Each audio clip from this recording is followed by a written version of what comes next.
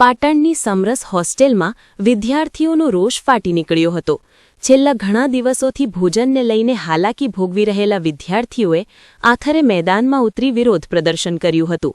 વિદ્યાર્થીઓનો આક્ષેપ છે કે મેસના કોન્ટ્રાક્ટર દ્વારા નિયમ મુજબનું ભોજન આપવામાં આવતું નથી। ક્યારેક ભોજન કાચું પાકું તો ક્યારેક ભોજનમાં જીવ તો પણ નીકળતી હોવાનું સામે આવ્યું હતું।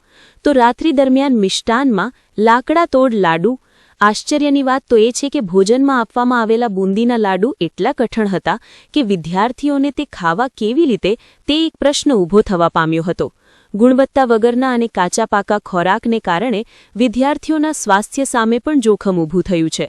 અધિકારીની ખાતરી અને કડક સૂચના બાદ મામલો શાંત પડ્યો હતો અને અંતે વિદ્યાર્થીઓએ ભોજન લીધું હતું।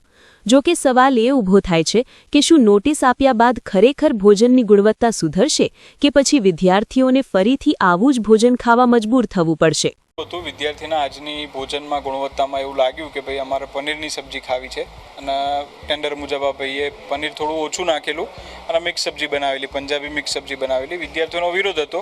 આપણે એનું સોલ્યુશન લાવ્યા, વિદ્યાર્થીઓને સમજાયા અને વિદ્યાર્થીઓ કીધું છે કે આજે અમે જે સબ્જી બનાવી છે પૂરી સાથેની એ આજે જમી લઈએ છીએ અને કાલે ફરીથી અમને નવી ફીસ્ટ મળે એવું અમારો પ્રયાસ છે। અમે કહી દઈશું એમને કોઈ નવી ફીસ્ટ કાલે આપી દે દરેક વિદ્યાર્થીઓને।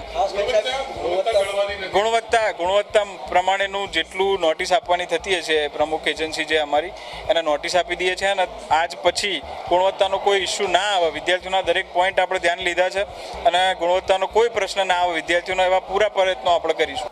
જે કે અમને ફીસ્ટ આપવામાં આવી હતી જે કોઈ ગાધી નહીં હતી, જે લાડુ આપવામાં આવ્યા છે બુંદીના એ ગુણવત્તાવાળા છે જ નહીં। બે લાડુને અથડાવીએ તો લાડુ ભાગતા નહીં તો વિદ્યાર્થી ખાય સહી રીતે। અમારી સરને એટલી વિનંતી છે હવે પછી અમારે કોઈ આવો પ્રોબ્લેમ ના જોઈએ।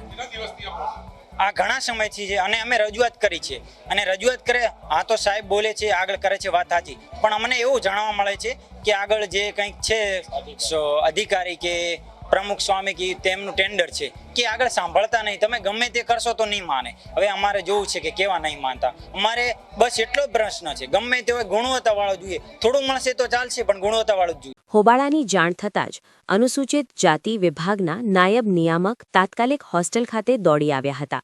વિદ્યાર્થીઓએ અધિકારી સમક્ષ પોતાની વેદના ઠાલવી હતી અને ભોજનની થાળીઓ બતાવી ન્યાયની માંગ કરી હતી। નાયબ નિયામકે ભોજન વિભાગના કોન્ટ્રાક્ટર સાથે ચર્ચાઓ કરી હતી અને સ્પષ્ટ સૂચના આપી છે કે ભોજનની ગુણવત્તામાં કોઈ બાંધછોડ ચલાવી લેવામાં આવશે નહીં।